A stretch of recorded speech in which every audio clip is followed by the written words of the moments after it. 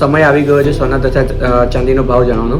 ગત સપ્તાહમાં જોયું સોનું તથા ચાંદી તેના ઉપરના લેવલથી થોડું નીચી સપાટી આવ્યું છે, જેનું મુખ્ય કારણ એ છે કે સોના તથા ચાંદીમાં ઉપરના લેવલથી વેચાણ જોવા મળી રહ્યું છે, જેના કારણે નીચે પ્રોફિટ બુકિંગ થઈ રહ્યું છે.